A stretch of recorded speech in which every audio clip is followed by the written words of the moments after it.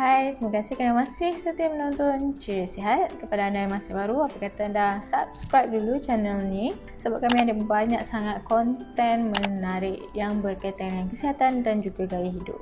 Hari ini anda bersama saya Ada. Saya akan share beberapa jenis ubat batuk yang anda boleh dapatkan di farmasi. Sekarang ni musim COVID kan, mesti sakit tekak atau batuk tu menjadi satu kerisauan sebab itu juga merupakan salah satu simptom COVID-19. Tapi untuk anda yang mungkin macam menghidap batuk biasa, saya ada beberapa jenis ubat yang anda boleh dapatkan dengan mudah di farmasi. Ubat batuk yang pertama ialah ubat batuk cap ibu dan anak. Ubat batuk ni sangat-sangatlah popular di kalangan kebanyakan keluarga di Malaysia. Ubat ni bukan ubat dalam bentuk sirap yang rasanya tak macam ubat batuk biasa dan boleh tahan sedap juga dan sangat sesuai untuk diberi kepada anak-anak yang tak suka makan ubat. Bahan-bahan yang digunakan juga adalah bahan semula jadi. Yang kedua ialah Prospan Cough Syrup. Yang ini pun merupakan pilihan popular dalam mana-mana farmasi.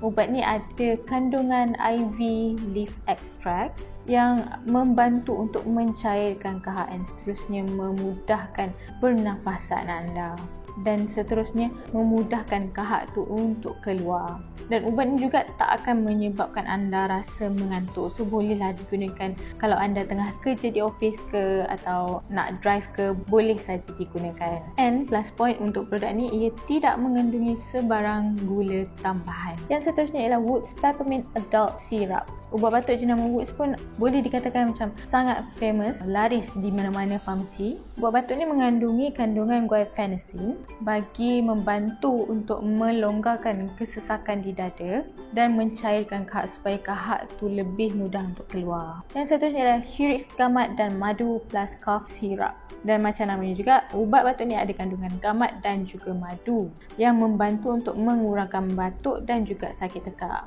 Ubat batuk ni disebabkan oleh kandungannya semua jadi setakat ni tak ada apa-apa contraindication yang anda perlu titik beratkan lah. Seterusnya ialah Strepsils. Strepsils ni adalah ubat batuk dalam bentuk tablet, ubat batuk dalam bentuk lozeng dan ada macam-macam perisa ikut kesukaan anda. Ada macam perisa lemon, perisa blueberry, ikut kesukaan anda. Tapi kalau anda ada masalah batuk yang agak teruk, anda boleh pilih yang jenis lemon plus madu. Dan yang terakhir sekali ialah ubat batuk cap kelapa laut Afrika. Ubat ni pun anda selalu kan nampak iklannya di televisyen dan juga di mana-mana social media. Dan ubat ni dikatakan sangat berkesan dan juga enak. Dia tak rasa macam ubat sangat dan dia membantu untuk melegakan batuk dan juga sakit tekak. Baiklah, itu dia 6 jenis ubat batuk yang anda boleh jumpa di farmasi dengan sangat mudah tanpa perlu apa-apa prescription daripada doktor. Dan semoga cadangan dan suggestion tadi tu membantu anda yang sedang batuk-batuk. Semoga anda sihat cepat. Dan sampai sini saja. Saya harap anda boleh juga follow, like dan share kami punya Instagram, Facebook dan juga Twitter di Ceria Sihat. Semoga kita jumpa lagi di video akan datang. Bye.